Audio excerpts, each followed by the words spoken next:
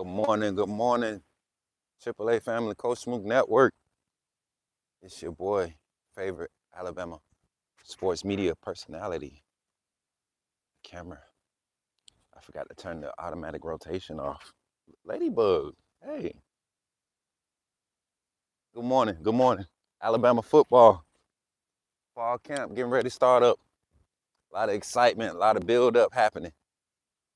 We're going to talk about it here on this morning's Walk and Talk, Talking Ball with your boy, Coach Smook. Hopefully y'all can hear me. Let me know if y'all can hear me. Give me a thumbs up in the chat. Wait for everybody to pull up. Appreciate the likes in the chat already. Drop the comments. Let me know how our connection is. We should be off of the Wi-Fi. The Wi-Fi came back on for a few hours in the midnight hours while I was up. But once again,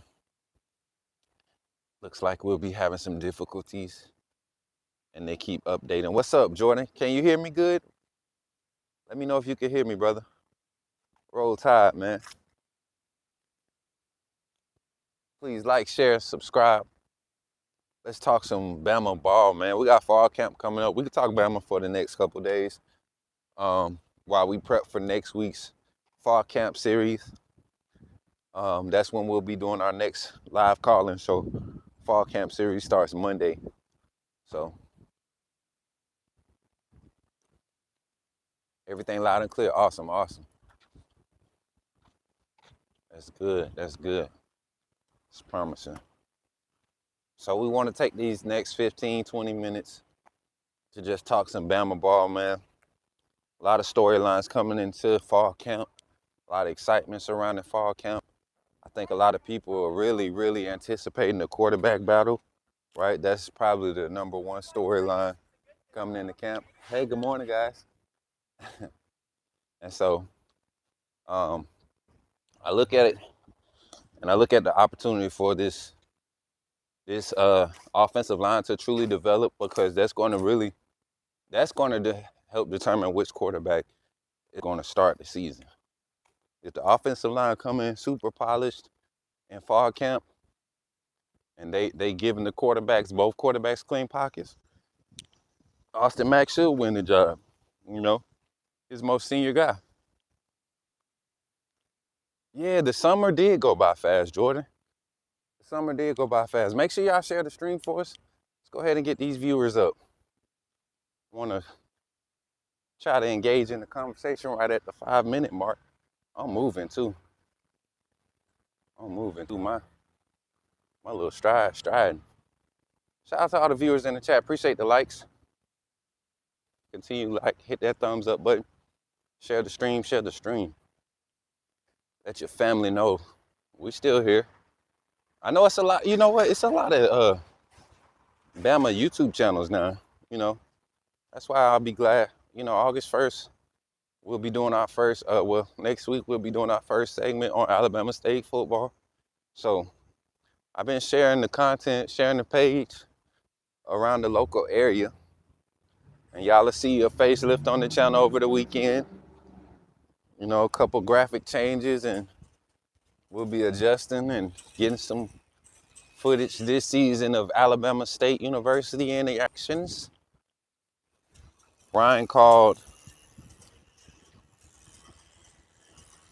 human playbook. that was a good quote, Jordan.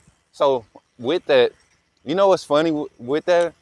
It's like they gave Ty Simpson so much credit for knowing the playbook, being a film room guy, you know. And let's not discredit Ty Simpson in this conversation. He's the most recent Alabama quarterback, right? That we can have a real conversation about as far as his performance during his time as a starter. I look at how much credit we gave him for being just this picture perfect QB in practice, and the way he would fold under pressure. It goes to show you how protected the quarterbacks are in this system, and not just this system. It's like that across, you know, all your major teams that are facing those quarterback situations where you got that one veteran guy that you know you can rely on, and you got some young guys that may have a few questions that you aren't ready to kind of explore yet. Well, now you're in a situation where you can't have that. So I think the leash is a little bit shorter, right? And when you look at how short the leash is, you want these guys to know what their strong suits are, so you can get the best performance out of them. And so play calling wise, right? If you're limited in that, like you were with Jalen Miro, right? Then you have to have something outside of what that quarterback provides to be able to assume the job. And I think that's what they're trying to decide coming in the fall camp. Does Keelan have, outside of, you know, the playmaking ability to be off schedule, can he be as well versed in this playbook as Austin Mack? And if you think about everything that happened during spring camp, during A-Day, ooh, that's a spider.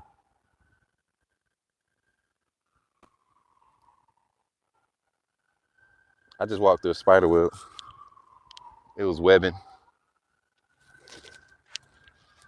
Make sure it ain't on me. I'm a spider. Yeah, I know I love Spider-Man.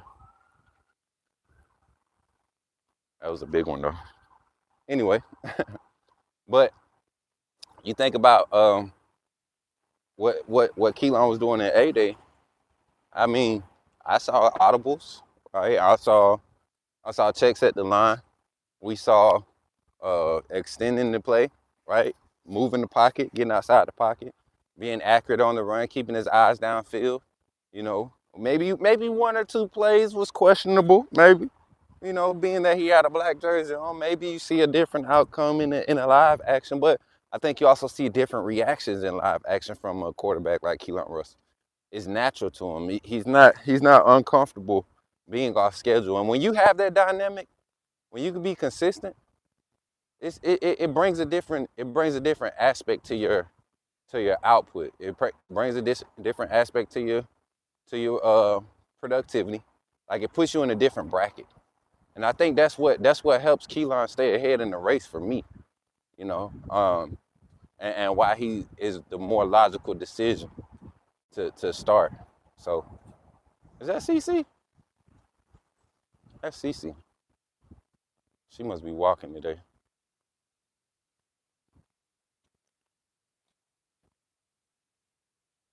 CC.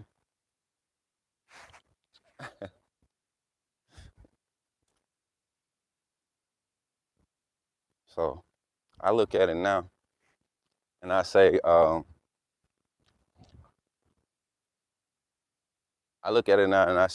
everybody going into the season is going to be focused on Alabama's quarterback battle. But I think as interesting, as exciting as it's going to be, right? Because I'm telling you, I, I know I'm for K Dot winning, right? But Austin Mack is a baller. He's a competitor. He's not going to be one of those guys that's just going to, just lay down. He knows the odds are stacked against him, and rightfully so, man. You got to look at it. Some guys just got it. Keelan got it. Growing up as a competitor, it's guys that show up on the field. I played with Jamar Forts, and if you're from Phoenix City, Columbus, Georgia, Phoenix City, Alabama, you know that name. If you went to Florida State, 2008 to 2009, I believe he left. 2009, 2010, one of those years. But he had a big game, big catch against Florida his freshman year.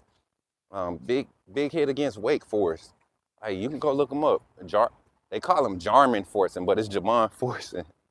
And I mean, dude, we played the same position. He played whatever, but we played the same position, and it was nothing that made me feel bad about him being different, man. The man was made to play the wide receiver position. 6'2", 6'3", 210, walk around, 4'5", 40, strongest hands in the building, Um, looked the part, baby T.O. type energy, like just show up and get off the bus. Could hoop too, you know what I'm saying? It was nothing. There was no problem with me looking at across the field or being lined up at practice with him and competing against him. Because the closer I got to, being able to do anything he could do, I knew I was getting better, you know. And when you have that type of competition, that's iron sharpening iron, you know. Ain't no shame in that, right? And I think Austin Mack looks at Keelan Russell. There's a 2-year age difference, 3-year experience difference when it comes to actual experience at the collegiate ranks, at the collegiate level. So I think about all those things, factors, and you gotta expect the competition there. What I'm telling you, the root of starts at the offensive line. The offensive line depth. Will Sanders is the name. He's healthy. I told you all in spring ball, him not being out there, we were not going to get a solid look at the true offensive line. Mal Waldrop did a great job, in my opinion. But Will Sanders showed us a lot of things last season. What's up, Brett Sully? Good morning, Mary J.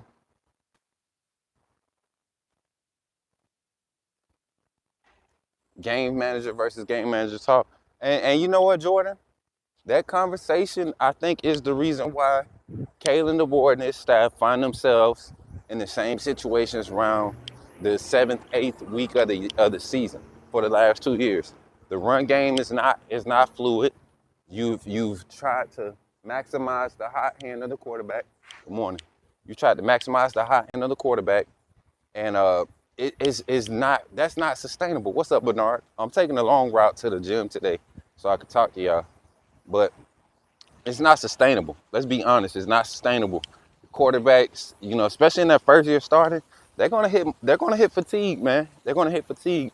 And this ain't like the old times where, you can stack 6 or 7 cupcake games on your schedule and get in the playoffs. Like, you see these strength of schedule ratings are starting to matter, early in the season. Early in the season, let's be honest.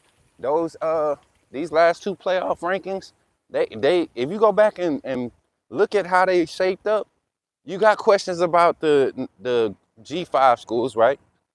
You got those questions about those, but you can't question the process of elimination of how they did for the SEC when it came to representing the SEC. Even when Alabama missed it, 9-3 year, right?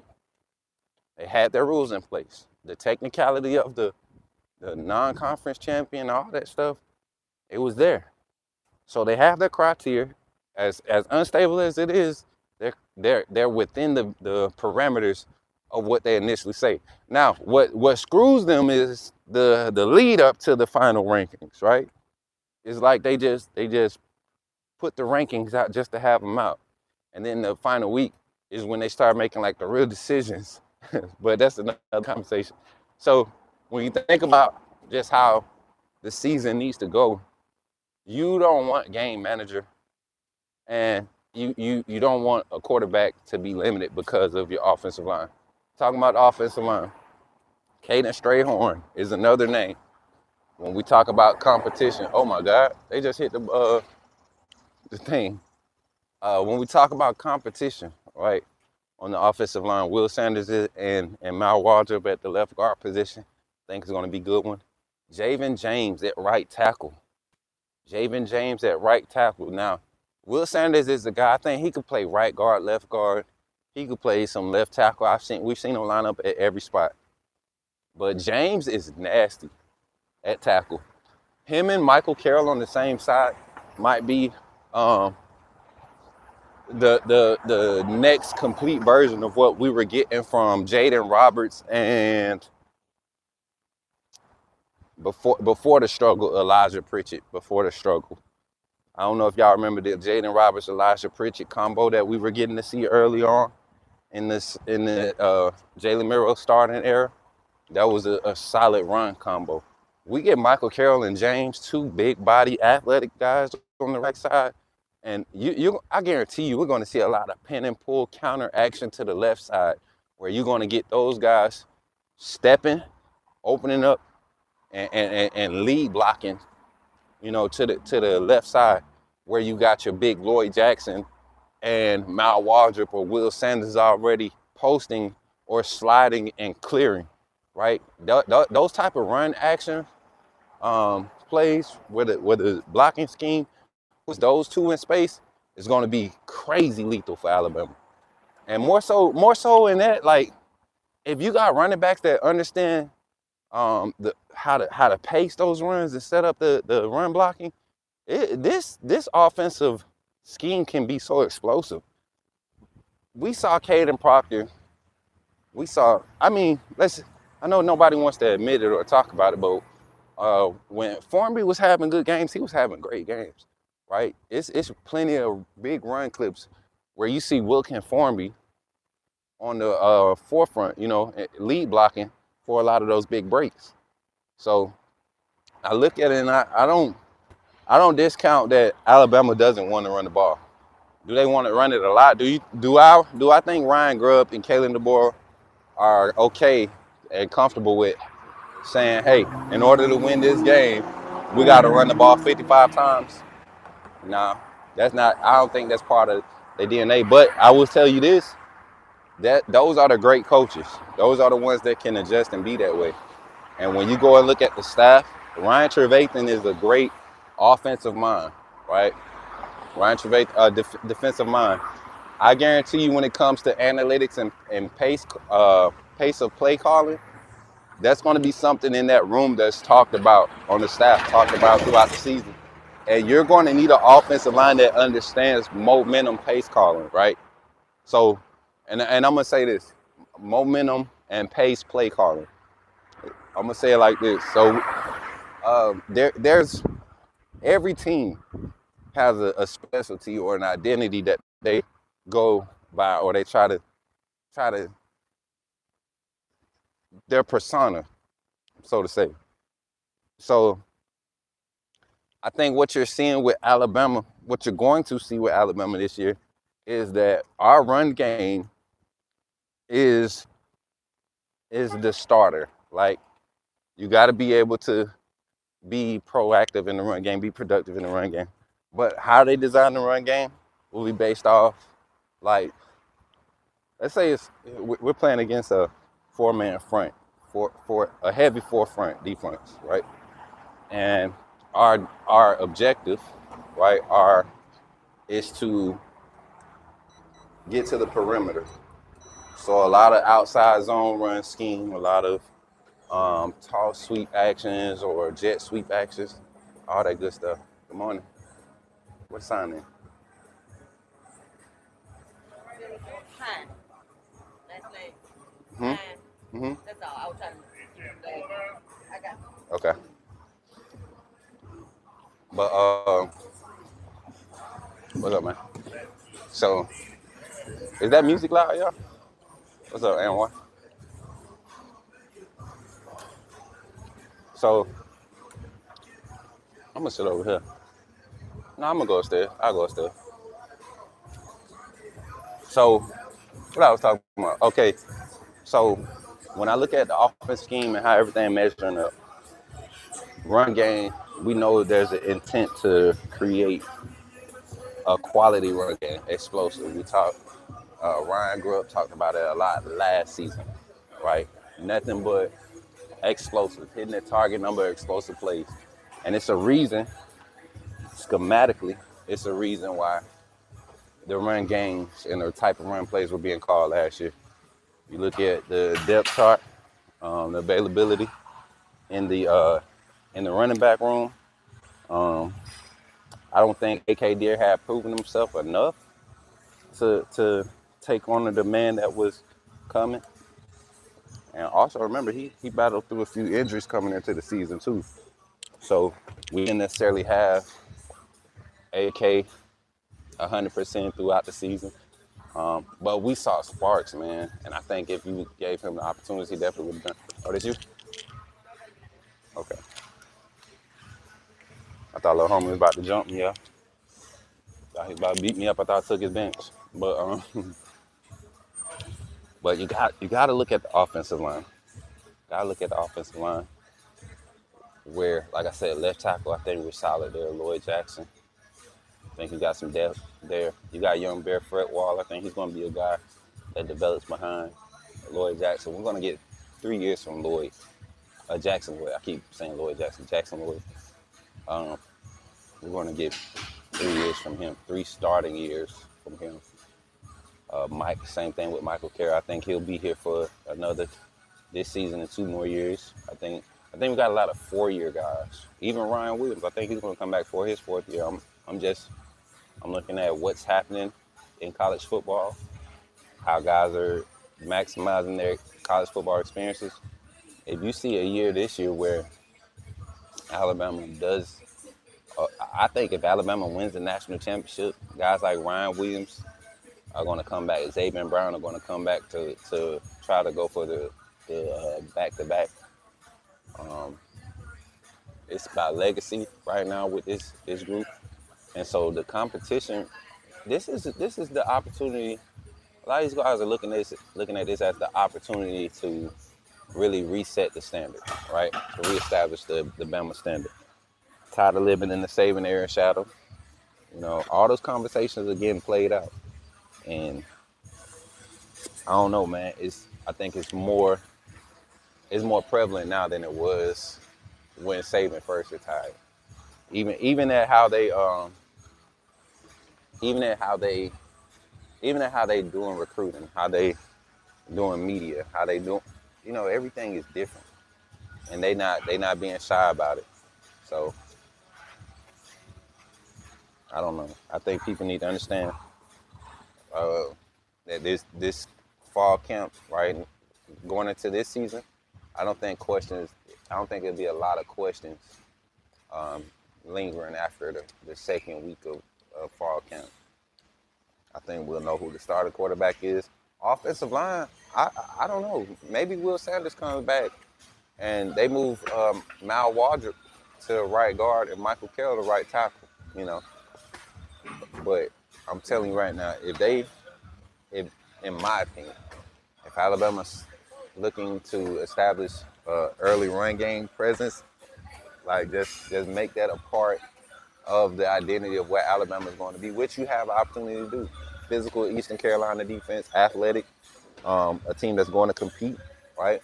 Not a rollover team, not a cupcake team, but a team that's going to compete, and they provide the physicality. And they have a roster full of transfers from last year that didn't play, but they stuck around for some reason, right? You look at a lot of their games from last season, they were in a lot of matchups. So, I don't know, man. I just think we gotta look at the whole spectrum of everything and see the depth of competition at the offense line is going to be the best thing for the offense at the end of the day. I'm glad we do have, mainstays like Jackson Lloyd, Racine Delgado, and Michael Carroll, like having some clarity in like your major pillars, each section of the offensive line, knowing where you want to be, right? With Mal Waldrop, you feel like you could do good with Waldrop, and Sanders coming back, you feel even more confident. So that's a good spot to be in for the offensive line. That tight end room, so much depth. Starting with returning Caleb Edwards, right? He's the returning most productive guy, him and Jay Lindsey. I think Jay Lindsey being that H-back with Josh Ford, those prototypical H-backs for this scheme, this system. And then right behind Caleb Edwards, though, you got Marshall Pritchett. You got another not necessarily a veteran, but another young guy that came in early and got some quality experience before injury, and even after injury came back. And you see Marshall Pritchett make a couple big clutch catches last season. So in big matchups, Tennessee game, South Carolina game, the Georgia game, right? They all had targets, him and Caleb Edwards. While amongst the presence of Josh Cuevas and Jay Lindsey, another veteran. Jay Lindsey, I think, is going to get a lot of opportunities to be seen on film this season. He looked really good in spring, and I think with all the injuries in the tight end room, that definitely played a huge part in it. But, yeah, Jay Lindsey in that room. The transfer, Josh Ford, I'm telling y'all, we're going to see his impact instantly. I think he just elevates the pass protection to another level. Being a 6'4", six protection guy, but also his ability to make plays in the open field with the ball in his hands. Uh, a guy that gets active downfield. So hopefully that doesn't come back to bite us. You know, we got those aggressive guys that pop up and they don't know when to let a guy go or let a play be. So, but you like the mentality. You like the mentality.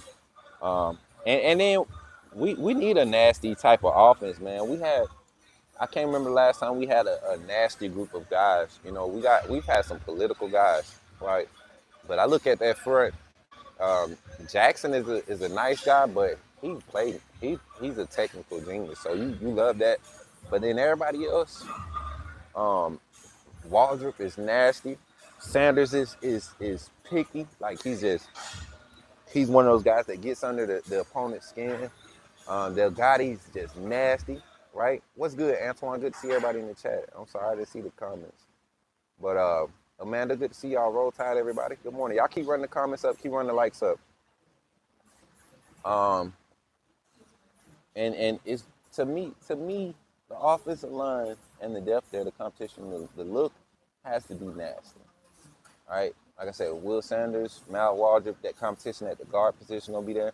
And don't forget about Brooks either. Brooks is still in that competition for one of those interior spots. I know they had him playing.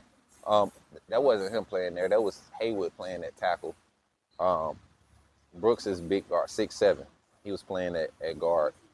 But we saw him playing some tackle reps. Alabama, this staff, they believe that the tallest tackle, 320, 300, 320, 6'6", 6'7" tackle is the way to go right now. I get it. You got to get them guys with that 6'8" wingspan to cut these guys in half that's got this edge speed, 4.4s, 4.5s coming off the edge, real twitchy guys.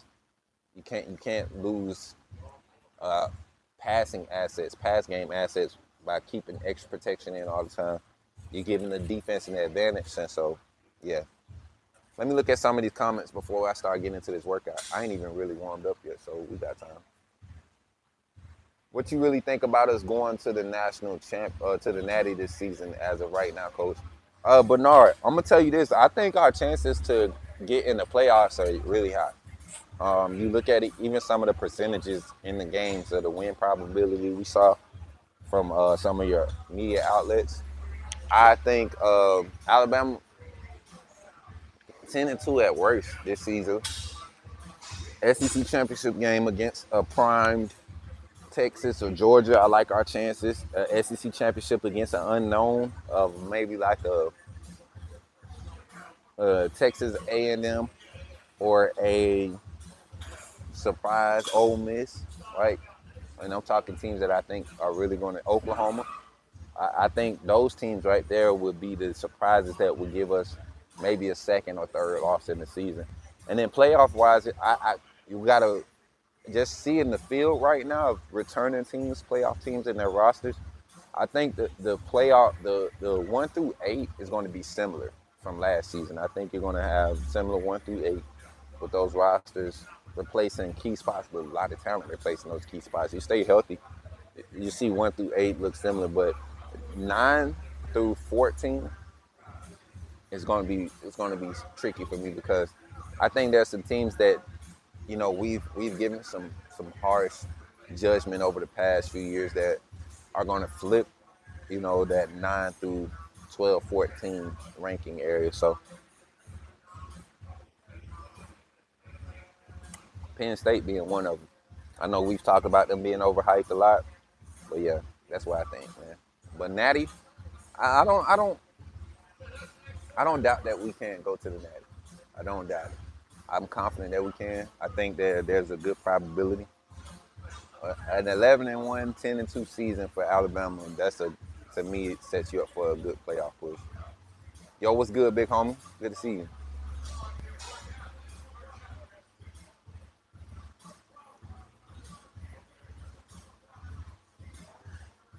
All right.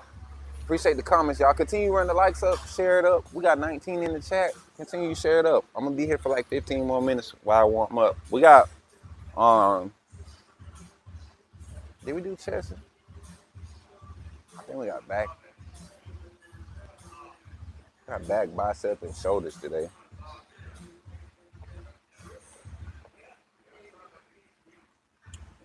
back, biceps, and shoulders. I look kind of big in this t-shirt, don't you, chat? But I like my grips too. You feel the same way? Okay, that's what's up. I be telling people all the time, like, if you look at Alabama's schedule, it's favorable. It's not easy. It's definitely favorable. You look at a lot of the matchups, just talent on roster in itself. I think you have a lot of advantages there. Let's flip to the defensive side. We're gonna talk enough about the defense, as far as the competitions that's going on over there. Okay, Jordan. Okay. I slick want to do a live workout session, but nah, we're supposed to be walking and talking ball. But let's talk about the defensive side.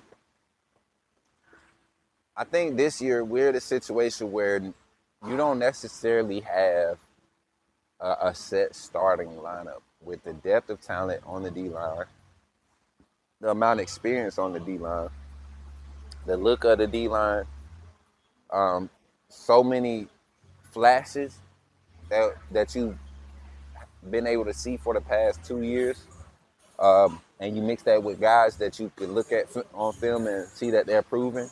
If you can get that type of action in your scheme, you feel like you're taking the next level. If we don't play consistent, though, you right, Bernard. You right.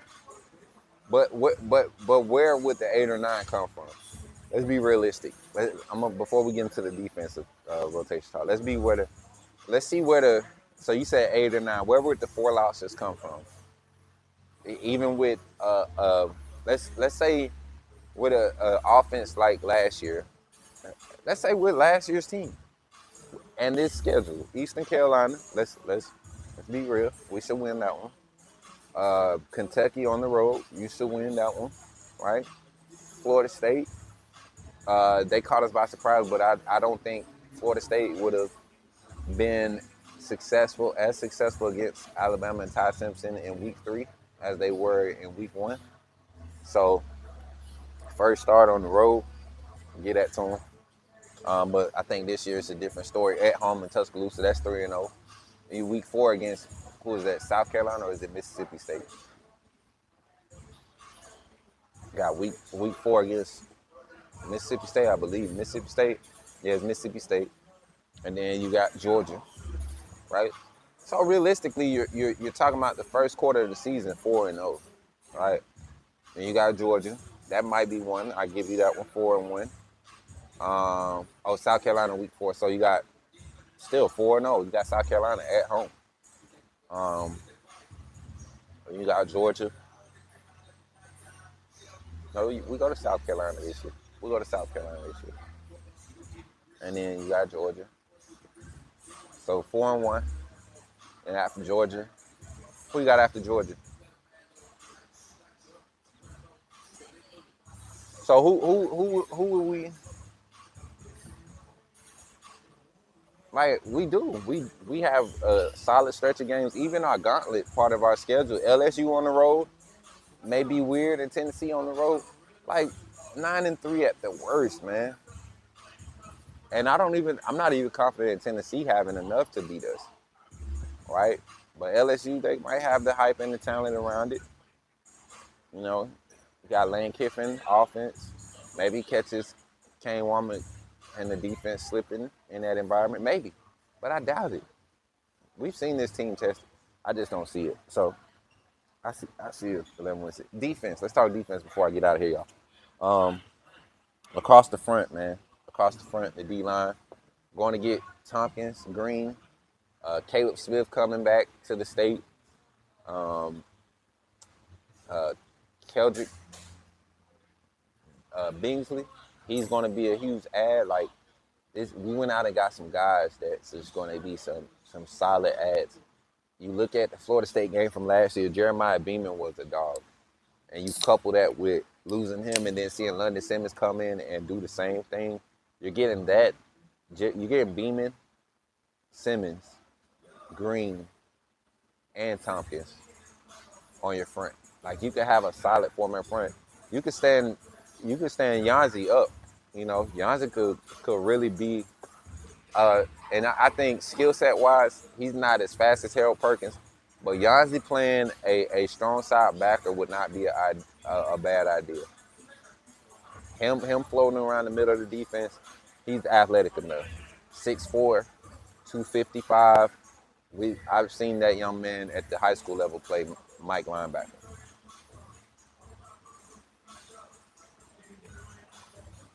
I'll give you Georgia.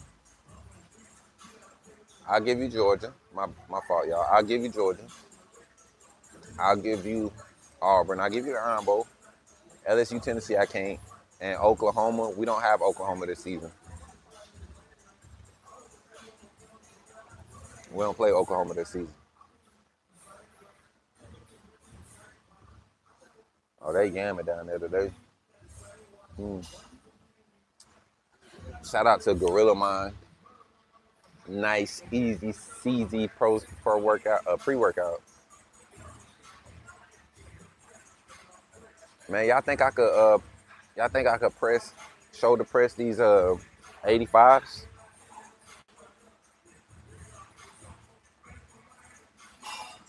Y'all think I could shoulder press 85s? Oh, I ain't even gonna try it. That's crazy work. 85s? Y'all think I could do that? No warm up?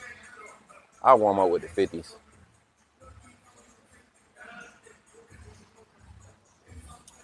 Shoulder press 85s? Like military press? What you think, Jordan?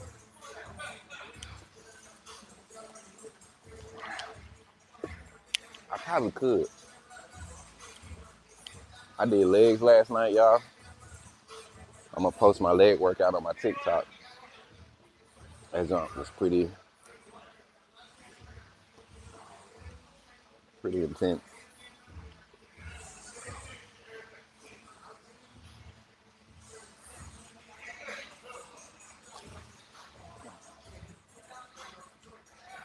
Make sure y'all continue running the lights up for your boy. Any more questions in the chat before we get up out of here?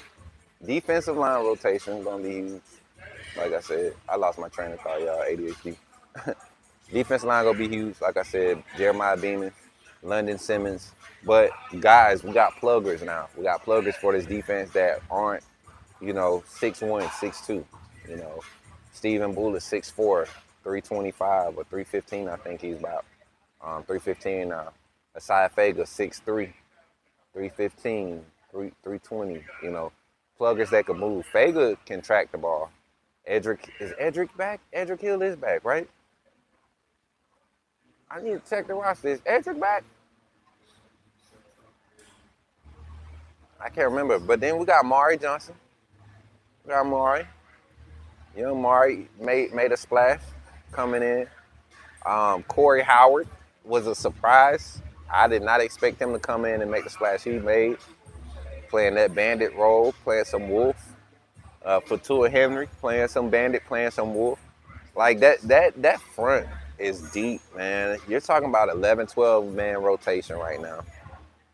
Across the front, you can see 3 full regiments of lineups and get similar production. And then you can stack those by attributes. You get what I'm saying? Like if you need run stoppers, you could put 4 legit run stoppers out there that don't limit you in pass rush. That's the beauty of this defensive line. And then the key to the success of the defense. The linebackers, I know there's a lot of pressure on them, but I think what's going to help them, the key to the success is the secondary. There's too much returning experience in the secondary. You got 5 returning starters that's going to be playing big minutes. You got a true freshman in Jaira Edwards that's going to be worked into the rotation that, we've seen true freshmen have success in this defensive scheme under Kane Womack, especially in the secondary under Coach Mo. So I look at it and I'm trying to understand where the key to the success of the defense is. I think the more reliable you are on the back end and the more pressure you can get up front, the more free and the more elusive or impactful your inside linebacker room can be. I think your edge rush has always been there, but you've seen teams kind of get compact and beat us up inside. They teams don't usually beat us on the edge; they beat us on the interior. Now we've seen the perimeter run game struggle with personnel. Damani Jackson, Deshaun Jones, they don't know how to you know keep edge containment. And edge run containment. They don't know how to keep outside leverage. So, but when you saw guys like Red Morgan, Dijon Lee, Xavier Brown, Drake Kirkpatrick, Keon Sabb, Bray Hubbard, even Zay Mintz, even though he misses a lot of tackles, right? Uh, Ivan Taylor, I love him coming downhill playing run containment, run support from the second level, third level. So guys like that. Then you add guys like Jairo Edwards, he's there. Rael Kelly is another young talent. I don't think he gets a lot of opportunities this year because of the depth there, but he's another guy that I think is going to have a lot of success playing in that safety room. Nick Sherman is another big corner that we went out and got from JUCO. Carmelo O'Neal is another name that's been quiet. He's been quiet, but he's a big body. Him and Dijon Lee in red zone situations, I can see the staff getting really strategic and using personnel to its advantage in the secondary. And I think that's the key to the inside linebacker room having its success.